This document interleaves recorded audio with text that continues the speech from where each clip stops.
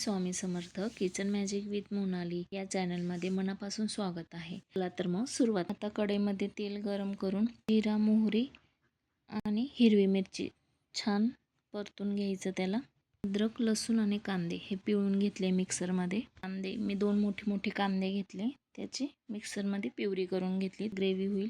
छान मिक्स झाले की टोमॅटोची प्युरी त्याला पण छान मिक्स करून घेऊ. मस्त छान अशा पद्धतीने केली ना तर एकदम छान हॉटेलसारखी ग्रेव्ही आणि टेस्टी लागते.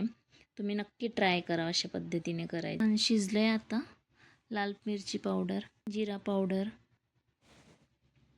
हळद आणि त्याला छान मिक्स करून घेऊ. आता इथं स्वच्छ पावटा धुवून मी कुकरला लावला आहे. तेल वेगळं होईल असं थोडंसं शिजवून घेऊ आणि मग पावटा शिजवलेला त्याच्यात मिक्स करून घेऊ. बघू शकतात तुम्ही तेल वेगळं झालं आहे पण शिजली आपली ग्रेव्ही. आणि त्याच्यात पावटा आपण शिजवून घेतला आहे ते मिक्स करून घेऊयात.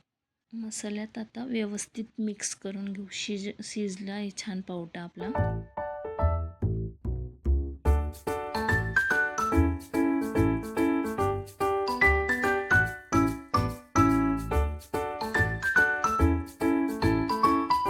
भाजीची घट्ट आणि चवदार ग्रेव्ही तयार करण्यासाठी शेंगदाण्याचं कूट घालून त्याला छान मिक्स करून घेऊयात.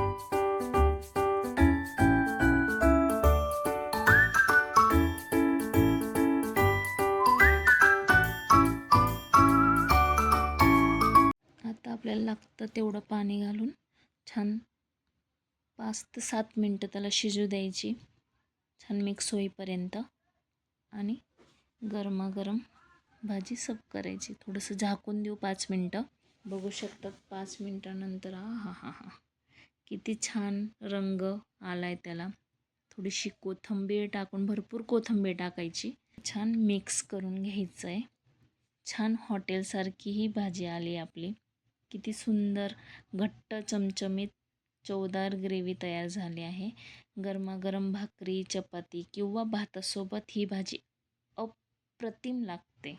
तुम्ही नक्की ट्राय करा. लाईक करा, चॅनलला सबस्क्राईब करा, शेअर करा. अशाच नवीन रेसिपीसोबत भेटूया. तोपर्यंत बाय बाय. थँक्यू.